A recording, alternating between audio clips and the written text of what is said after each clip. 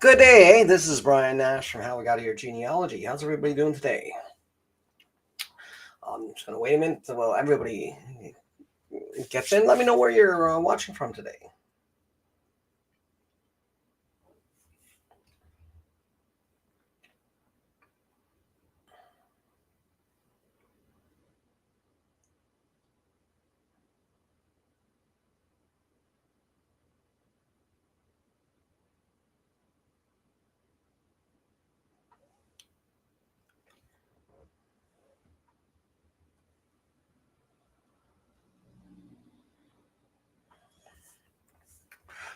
So, on today's live stream, I'm just going to be here and I'm going to answer any questions you might have about your own family history research if you're doing any.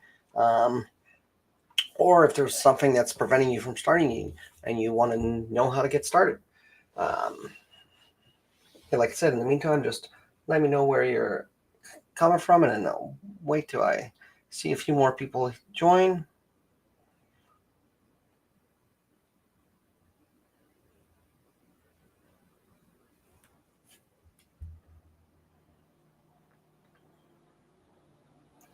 Seems to be a little bit of a delay, so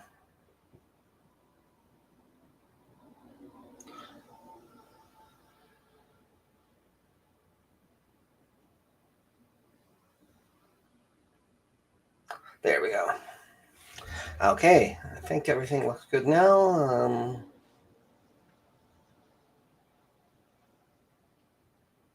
Okay.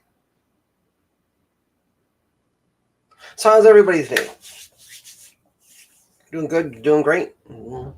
Perfect. So I'm doing this on a Monday. It's a little odd. I usually do this on a Friday. I had it scheduled for last Friday, but I realized that I had a commitment. So I had to postpone it till today. I did an hour earlier to them, experimenting with times and dates over the next little bit to see if there's a time where I can have more people active and more people interested. So that's why, if you're watching this on the replay, let me know where you're from. What's a good time for you to catch me live? Okay. And you're watching in the chat, just tell me too if you're live here right now. If this works for you. In the meantime, I'm just gonna listen to a little music while I get working. So I'm gonna try this. Let's see. Yeah, I'm gonna play this song here.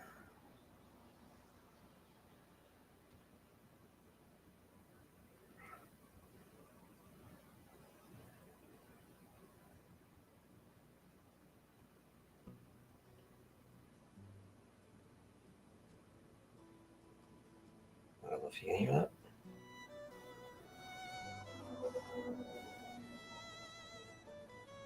The winter of 25 came down like iron on the company houses, on the mine. They sent their horses, sent their truncheons against men asking for a living wage in time. The coal dust still hung in their lungs from 14 hours in the dark below. And William Davis stood among his brothers when the mounted police came through the snow. They called it peacekeeping, they called it order, they called it everything but what it was. A sword for the owners, a boot for the worker, the law bent backward for the company's cause. His children waited for him at the table, his wife's hands worried at a rosary beads, while the corporations wrote their ledgers and counted profit over human needs. Oh, the wind that day cut through Cape Breton, cold as the hearts of powerful men. They broke the strike with blood and violence, and the dead don't rise to strike again. Remember Davis, remember the miners, remember who bleeds when the system feeds. The wind wind still carries their voices across the snow, across the years we grieve.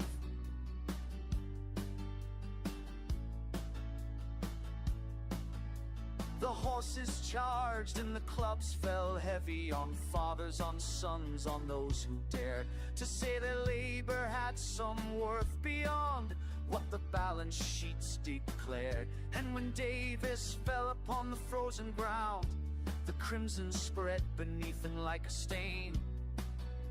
The company men wrote their reports, justified the unjustifiable again. How many have to fall before the stone hearts break? How many widows weeping? How many children learning hate? The mine owners slept in feathered beds, while the miners' families froze and bled. And still they demanded more, still they sent their uniform dead. Oh, the wind that day cut through Cape Breton, cold as the hearts of powerful men. It broke the strike with blood and violence, and the dead don't rise to strike again. Remember Davis, remember the miners, remember who bleeds when the system feeds. The wind still carries their voices across the snow, across the years.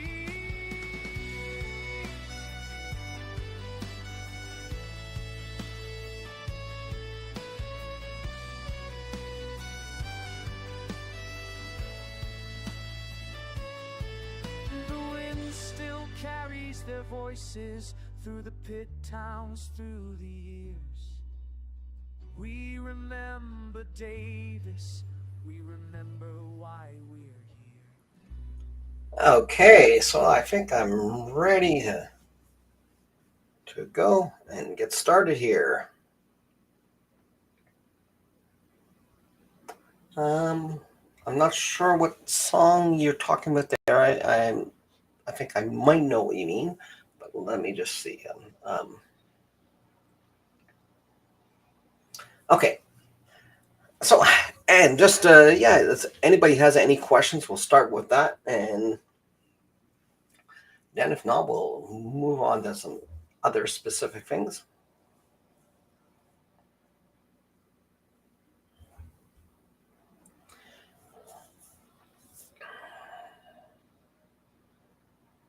One second here. There we go.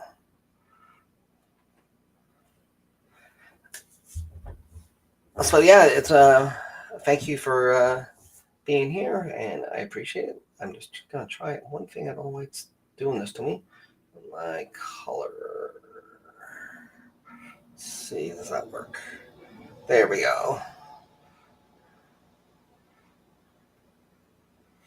And they changed some settings on here, so. And go back to my chat. Sorry. So thank you for tuning in, everybody. If there's anybody has any specific questions, if not, I can sort of share a little bit of what I'm doing this week and what's expected and coming up in videos.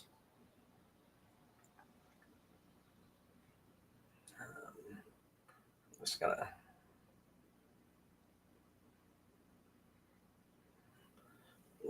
find that right now. Actually, I have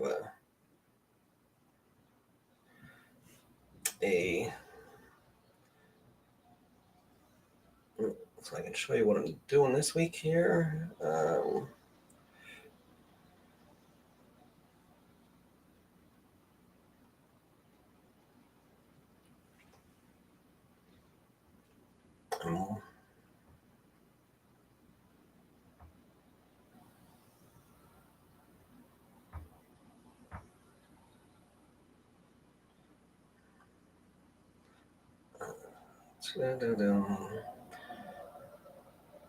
I'm just waiting. Sorry about this, as I'm just trying to find something that I'm working on that I want to share with you. I'm working on one thing. I am is working on my course, and it's almost done. I've made some changes to it.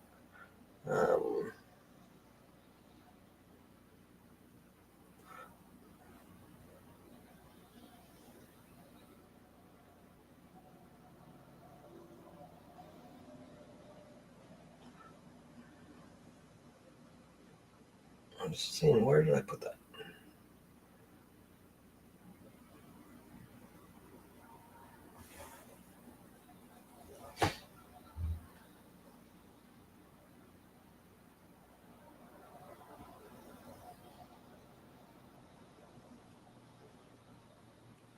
No. That's not the one I'm looking for.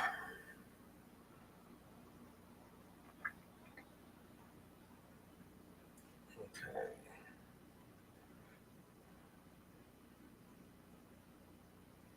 Let's put on some more music while I'm just looking. I'm sorry here. Well,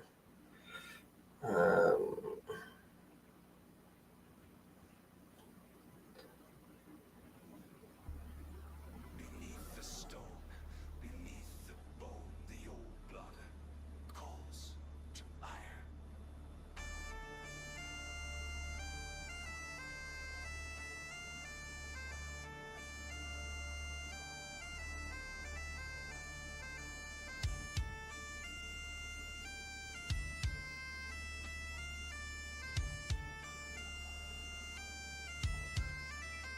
okay, just 1 second here. Of course. Hello.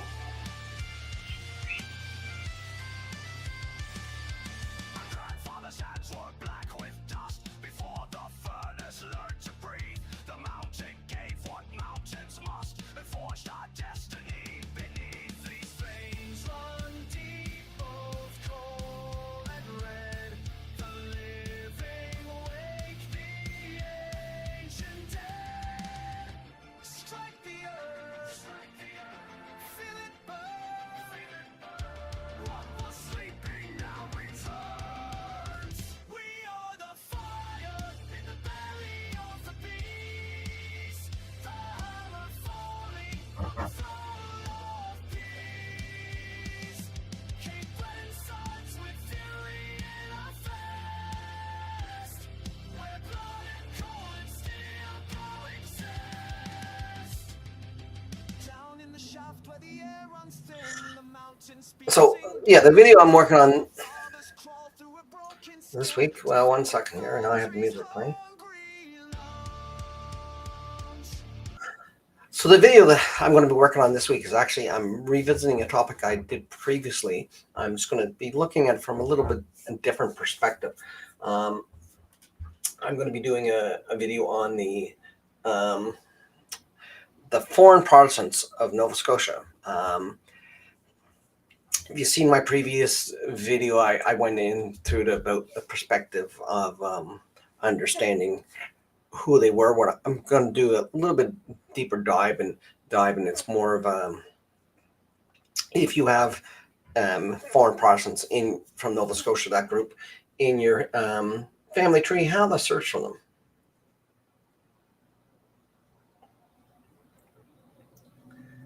Okay, so your grandmother was a MacDonald from Lancaster, Glen Nevis, Glengarry County, Ontario.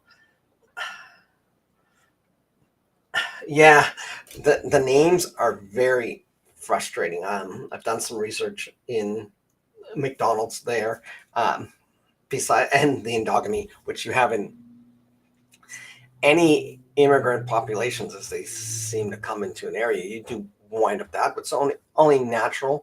But it does create some pedigree collapse, especially when you're looking at DNA. It can give you some readings that are off, just in the sense that you show you're more related to an individual than you actually would be, just because of that. Instead of showing as a possible third cousins, they're showing as second, or their fifth or sixth cousins, they're actually showing as third, depending on how deep that can go, and that's just based on the estimates that they're doing through the the Ancestry or MyHeritage, wherever you get your DNA from. So yeah, that definitely can be a big issue. And the names, and because of naming patterns, it can sometimes be positive when you're researching Scottish ancestry, these naming patterns, because if you know somebody was the third son, for instance, you knew your grandfather was the third son, and you were trying to find out a particular great grandfather or a grandfather of his, rather, you'd be able to, you have a good idea of where to be looking for names if you're unaware of them. It's helpful as far as a guide. It's also helpful when you're looking at families, when you see that these names are being used over and over. It can help you get into where your family actually is, and know that this person is, that does seem to match when you look at other details too. It can be something that can gear you towards the right place. It can also steer you away from the wrong things if you come across a record that could be a possible ancestor, but when you're looking at the family names associated with, they're nowhere in the tree. Your tree is existing, and I want to say it's a good rule of thumb for probably till late 19th, early 20th century. Most Scottish families did follow those naming conventions, and it's just to go over them.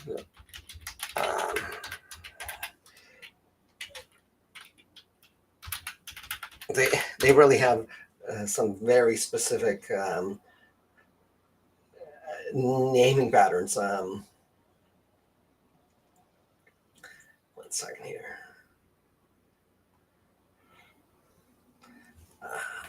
I'm trying to think. I have a good one. I have it written out, I think, in a document here. Let me see if I can find it. I can share that. Yeah.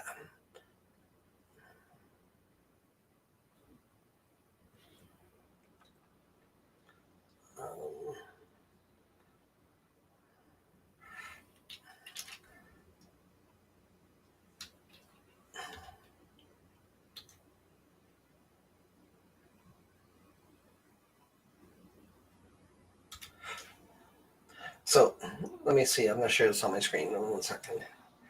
Here, as I move this over.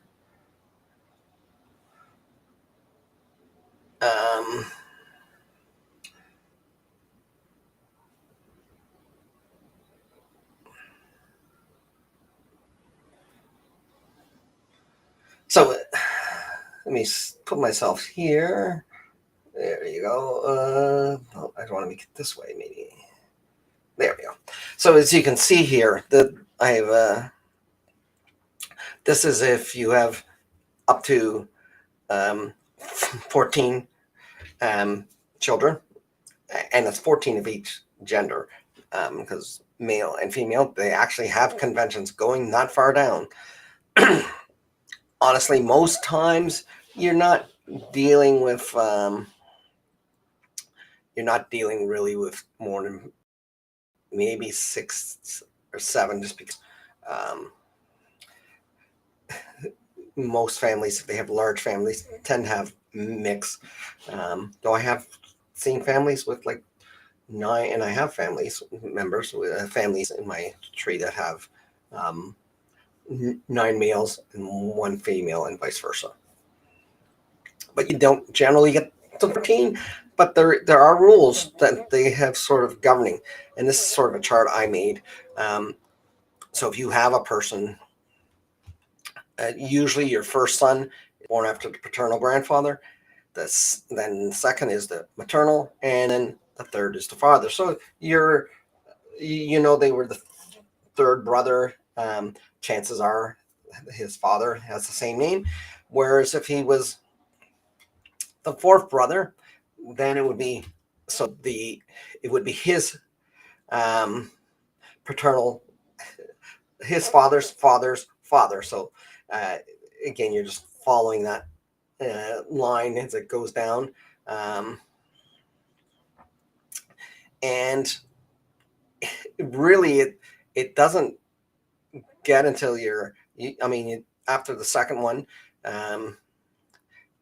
you're named after the mother's father's father if you're the fifth son, and it's a little different for daughters, but it's fairly similar, except that it starts with the maternal grandmother, so the mother's mother, and then the paternal grandmother, then the mother, but then it goes back to giving the father more prominence.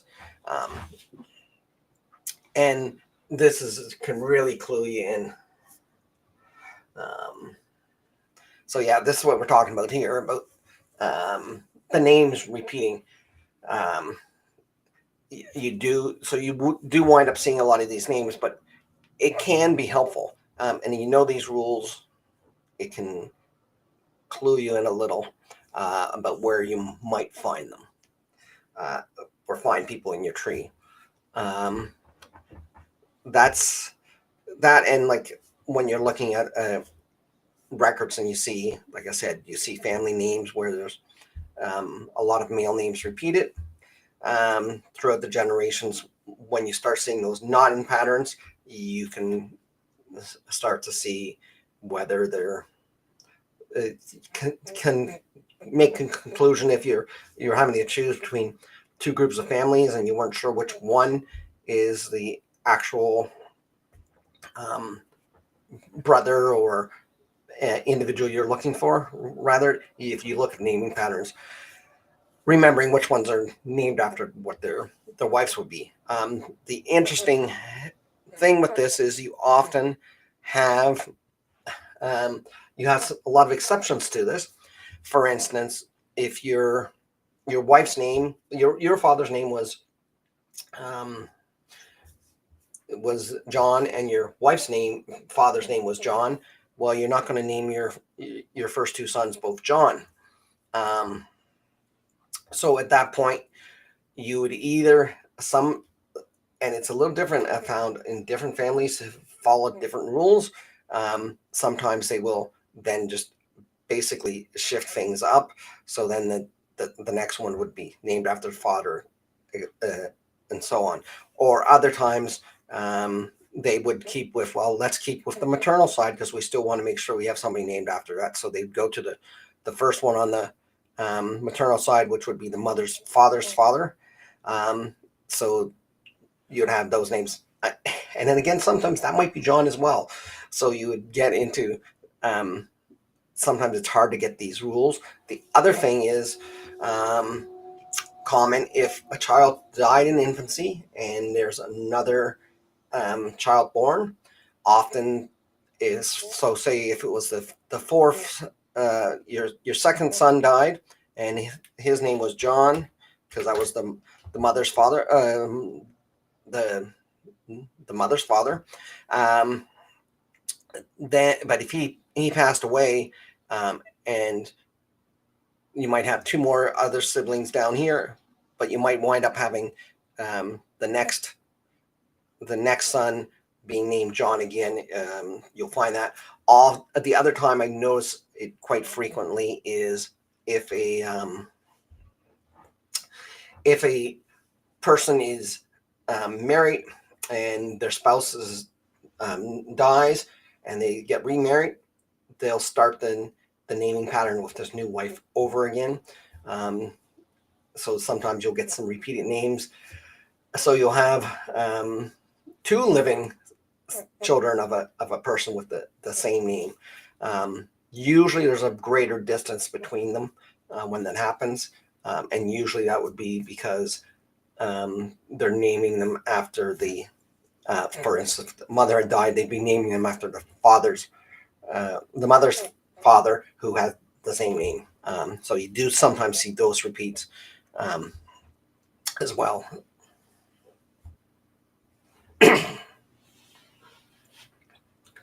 And yeah, so it does get difficult. And then And then you talking about in the endogamy, you do get even more so those names repeating, because you have often it's not really endogamy that would necessarily cause tree collapse. But for instance, if you're in a small Scottish settlement, you will have, say, two brothers, a John and a Don, were in this settlement, and they married two sisters. Well, a lot of their family names are going to be the same because they're going to have the same their children would have the same grandparents, same great grandparents on multiple sides. So, well, it's not really endogamy in the sense that they're married in, and you have people that are related to each other. You have people that are genetically the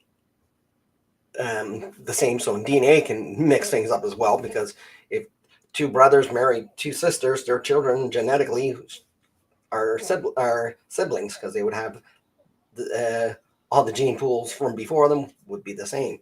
But also with the naming convention, you get that as well. You get those issues. So let's stop sharing that now. And there we go. You're back to big me. So yeah, that's one of the things.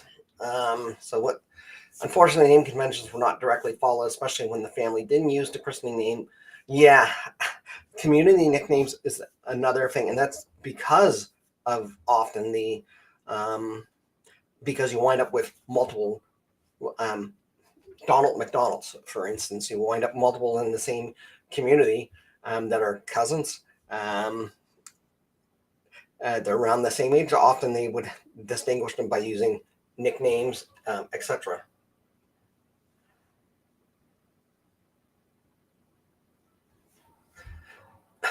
Yeah, that's very common. Also, you might have like Big Don or Little Don, and sometimes it's more of their stature. Not you'd think Big Don would be the senior, but that's not always true. You also will wind up with them just being called junior or senior, and nobody really knows what their first name was. I have that in my mother's community. There was a person that was known as Junior, and everybody knew him as Junior. And he was just a few years younger than my grandmother and my grandfather, but they had no idea what his real first name is, and they had no idea what his father's name was. So if people just call him Junior, and if you referred to Junior in that town, people would most likely have known who you were talking about.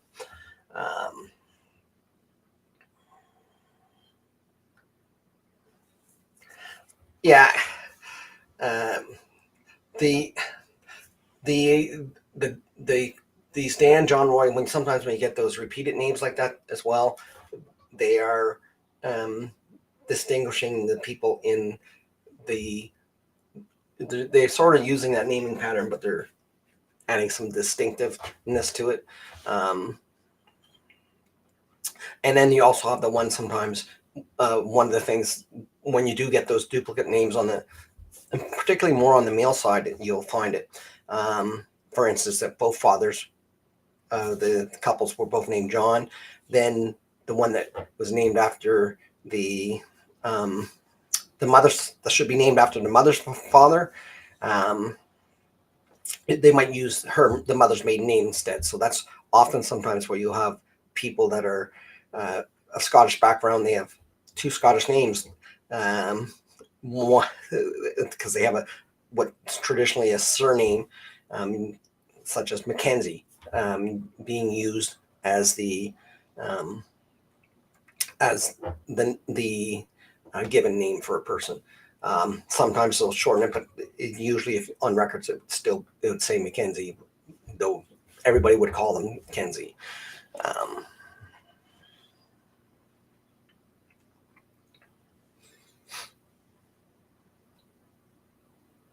Howdy. Thank you for watching and dropping by. I think this is my first time on Twitch, so I don't know if anybody's going to view what's going on. But I appreciate you for watching.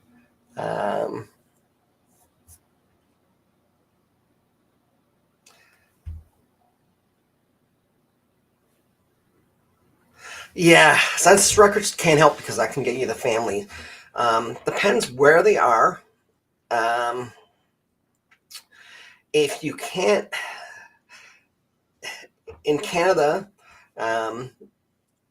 your census records, well, before 1867, they were different colonies. So you have records that are kept. Some of them have the archives. Different provinces have good archives. Some don't. And some have really, just better records or substitute records. Usually, when you're lost at census records, the two brothers marrying two sisters, it's a very common thing. Again, because of family connections, and especially often when they immigrated here, the first generation people in the community are all from the same area of Scotland, generally. So they have some relationships already there. So the families would know each other. They could actually be related back over in Scotland. I'm working with one person. They're trying to track to see where that connection actually is.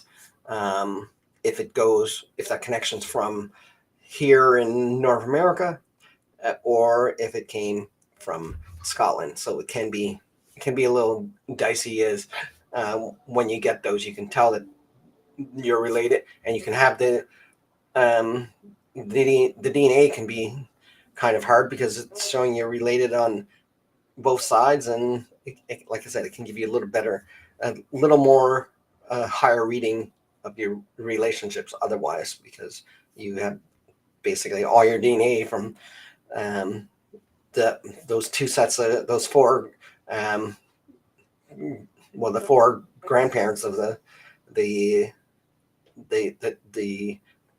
siblings that are cousins. So they would appear, cousins would appear genetically as being siblings.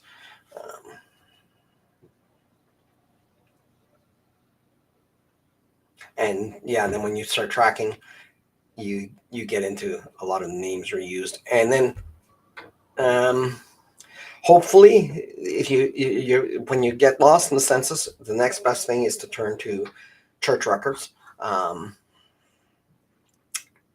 and hope if you have some good birth dates and stuff as your last ones, you can sometimes follow those church records back. And church records are pretty good at helping you with distinguished families, because they will, for instance, baptism records will tell you the parents. Marriage records will usually have, especially in Scotland, they have the Scottish records, or often you're looking at the band, so they're very precise in what they announce as far as the putting that whose parents their children were and where they were, the people that are from that are getting married, or who are the parents of the couples, each member of the couple, I guess I'm trying to say. So you'll have that where you can start to follow some of that back,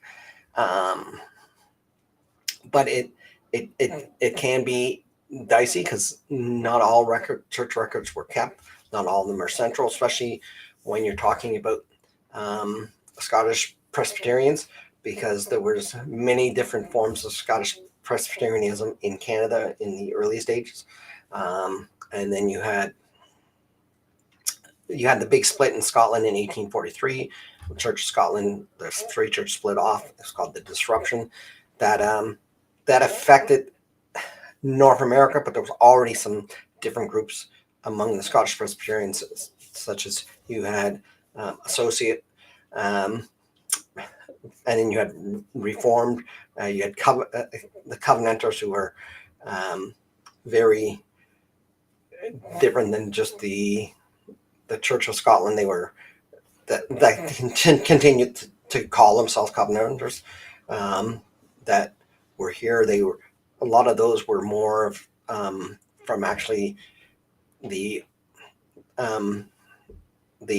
Scots Irish, from the Irish plantations. A lot of those Presbyterians were the foundation of what's called the Covenanter churches here in North America. They would have been Irish Presbyterians, who are actually Scottish, whose origin originally was from Scotland, and then they'd been transplanted to Ireland for a couple generations before coming to North America, usually. So you'll get those. Some of those things still exist in Presbyterian churches in North America today, and in Scotland and Ireland. You have some differences, and which ones actually have the records, and they're the ones that aren't the national church, the Church of Scotland. They're usually, if you have to look up dissenting records, so that can be quite an issue. I know with the Glengarry ones, in Glengarry, Ontario, there was most of those, I believe, were Catholic Scots, which is again a different group of Scots. So when you're looking at them, you'll find often they'll have Catholic records, or often in Scotland, because the Catholics were being persecuted, you'll find them as Episcopalian or Anglican, though they were really still Roman Catholic. But that was the closest that they could be seen going to church, that they were most comfortable with. So they'll show that, and then they'll become they'll sort of reclaim their Catholicness when they get to North America. And so then you have some mixed records, and sometimes it's what churches are available. And you also then get some times you'll get, because of churches that were already planted in the area, because the church starts up in a certain area and there's not a Presbyterian minister, so you might wind up having people that had been part of a Presbyterian type church becoming Methodists, or Congregationalists, or Baptists, depending on their actual convictions, and also depending on sometimes social status in the community, especially when you get into the farther away from the beginning of the 19th century. The religious affiliation isn't necessarily as important. It's still prominent, and but people, if they weren't, they'd be more willing to possibly switch allegiances, so to speak, for the sake of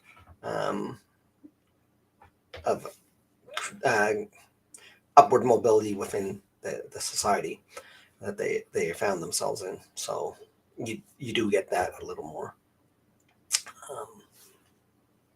Okay, so any questions? Anybody having questions? Like I said, today what I was planning on doing was I was going to be doing, tell you a little bit about the next video I have coming up probably in the next week or two, about the foreign Protestants. For you guys that aren't aware, the foreign Protestants were a group of people that came to Nova Scotia in the 1750s. They were mostly from part of Europe. It's basically, I call it the three corners in Europe, where there's Switzerland, Germany, and France. Mobilier area, I believe it's called. So you have a mixture of Germanic and French speakers. They were Protestants, and they were brought to North America because after the Acadian expulsion, which was happening at the same time. They had all these empty farms. They also had Acadians that were in hiding, or some Acadians that stayed that even they swore loyalty, but they were still Roman Catholics. So it was a move on the English and you can tell by the fact that some of these were French-speaking Protestants that they brought over. It wasn't as much a language thing. It was purely for religion that tried to establish the Protestant church.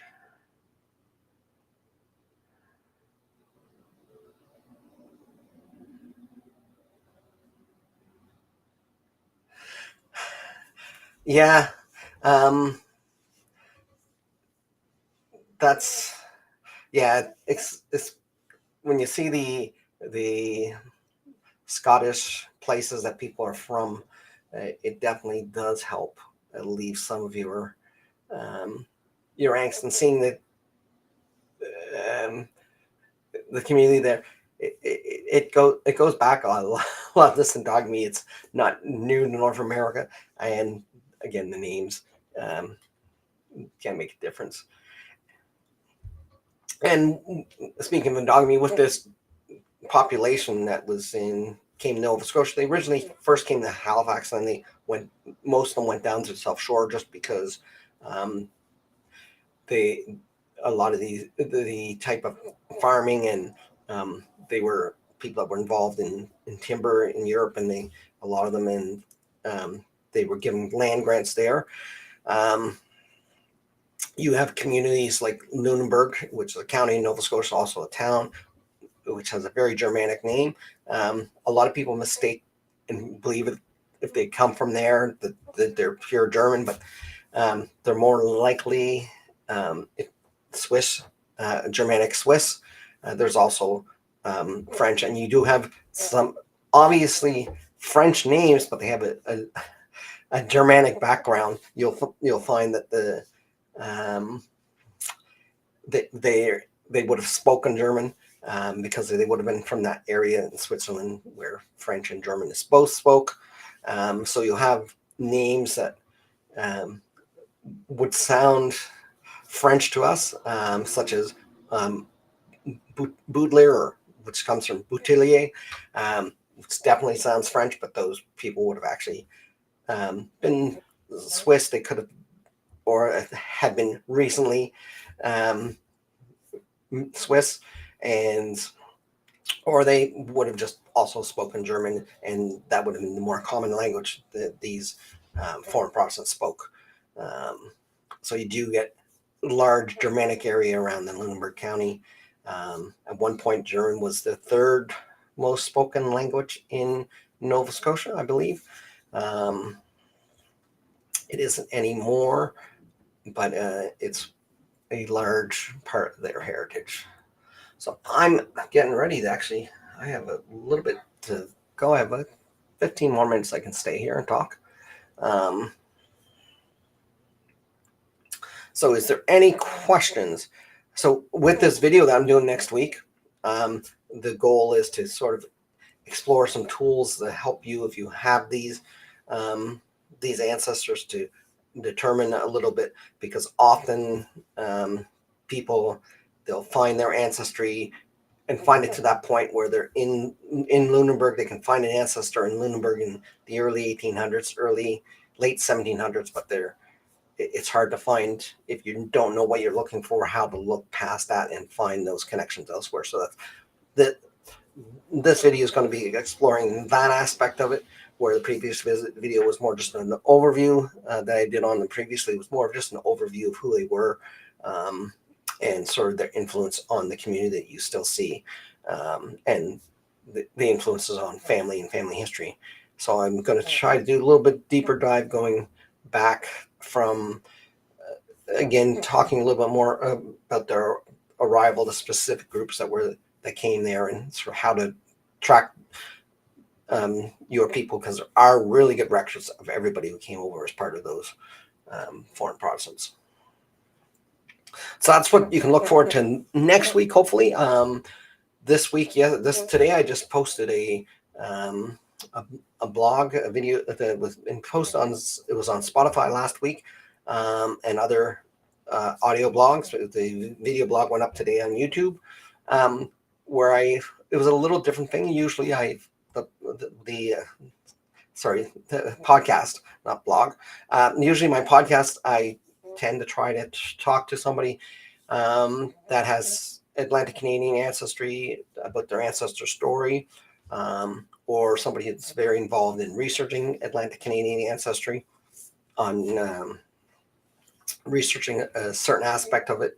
But this one was a more really general one, but it's one that I really think it's important. I talked with Will Weldon, and we talked about he's a video journalist, and we talked about interviewing your relatives, because this is something that often people don't do. They don't do in time. They wish afterwards they had done. So it was an important topic, and one to talk about every so often, just about going back and how you do this. So he has some approaches he takes and some tips for people that are reaching out and trying to interview those people, because it's not always the easiest thing to interview somebody in your family. He has some tips on getting them to talk about the stories and the things that are important, because again, it needs to get preserved. So often, history, a lot of our history is oral. It's still oral, even though we have it written, especially family history. Family stories get passed along.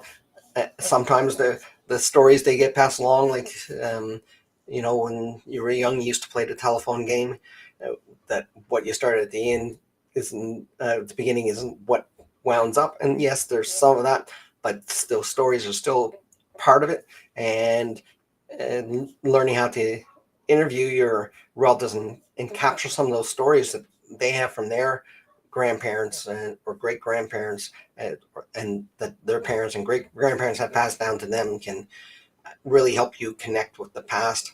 And it can give you some good tips on when you're researching, because you can find, when you start talking and you talk about them, and they're telling you their stories that they remember their grandparents telling them about their childhood, where they were, what type of things they were involved in.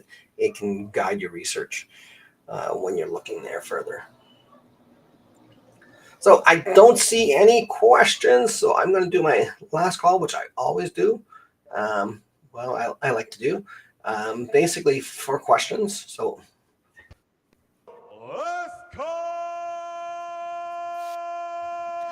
this is your chance to pop a question in if you have one answer. Something I can look at and try to answer for you, to help you break down some of your brick walls. Just ask it in the chat, and I'll give it a minute, and then if not, I'm going to head out, because it's almost supper time here, and I have a meeting quickly after this. So.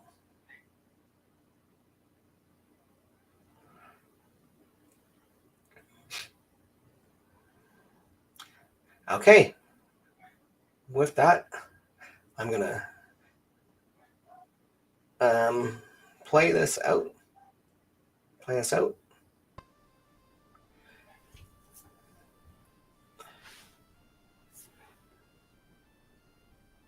And hopefully you can hear this. Cold Atlantic winds tear at canvas sails. Stone and heather left behind in gales. Empty bellies, children crying low. Where this vessel takes us, none.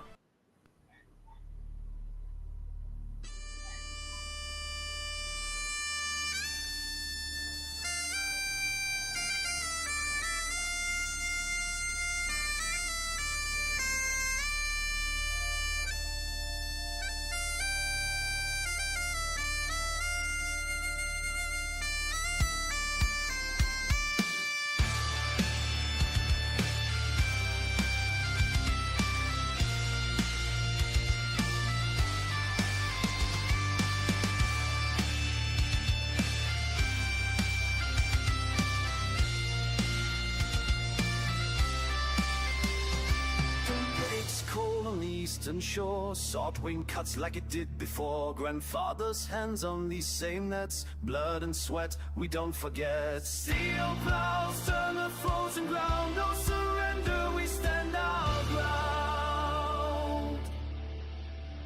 Storm clouds gather the ocean roars. We've weathered worse than what's in store. Cracked leather, diesel, briny boots have walked the bloodline. All machines still run today. We built this life the hardest way.